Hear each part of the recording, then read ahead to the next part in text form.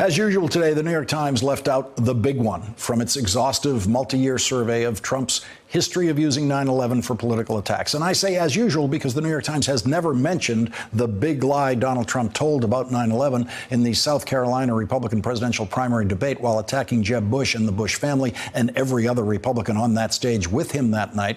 The big lie that the New York Times left out of its story today is one that I have shown you and talked about on this program 4 times in the last 3 years since the day Donald Trump said it in February of 2016 in South Carolina. That means that millions and millions of people have heard me talk about it. They've seen it on this program, but it still hasn't found its way into the New York Times official record of Trump's worst lies about 9/11. And that means that the lost Trump lie is not just lost to the New York Times. It might end up being lost to history because historians rely on the New York Times so much. The fact that almost the entire American news media never noticed this lie during the presidential campaign is one of the proofs of the American news media's failure in the coverage of the last presidential campaign. Prior to Donald Trump, it is inconceivable that a politician could tell a lie like this and not have it end the candidate's campaign. It is as vile a lie as Donald Trump has ever told, and even Donald Trump knows how bad a lie this is because he stopped telling it. He told it twice. Once at the debate and the next morning on TV, and I called him on it both times as soon as he said it, and he never said it again, because even Donald Trump knows just how sacrilegious this lie is. Here's the way he said it the first time. How did he keep us safe when the World Trade Center came down? The World, excuse me, I lost hundreds of friends. The World Trade Center came down during the rain. He kept us safe. That's not safe. I lost hundreds of friends. The next morning, he didn't lose hundreds of friends on 9/11. He had time to read my tweet overnight saying, of course, Donald Trump lies about how many friends he lost on 9/11, hundreds of friends, proving there's nothing he won't lie about. Donald Trump was actively responding to my tweets in those days and attacking me and threatening me on Twitter and threatening to sue me on Twitter. And so it's very likely that he saw that tweet. And so the next morning, hundreds of friends became many friends. How did he keep us safe when the World Trade Center, during his time in office, came down? I was there. I lost many, many friends in that tragedy. Many, many friends. I immediately tweeted that Donald Trump was lying again, and Donald Trump never said that again. He never said he lost a friend on 9/11 again, not one. Now, full disclosure, I did not fact check how many friends Donald Trump lost on 9/11 before tweeting that he was lying about that.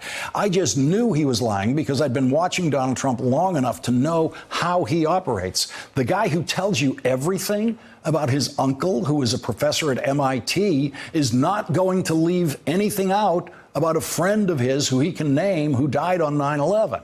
And I knew that Donald Trump had never mentioned losing friends on 9/11 before.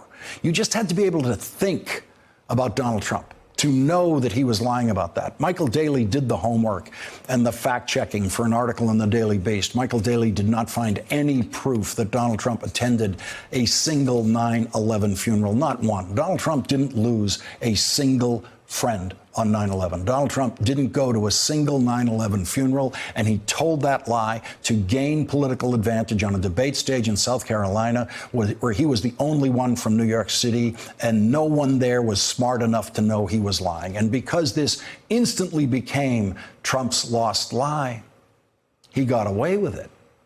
And what he got away with was stealing the grief of the 9/11 families, stealing the grief of the thousands of people who lost fathers and brothers and sisters and grandmothers and dear friends on 9/11. Donald Trump stole their grief and wrapped himself in it on a debate stage.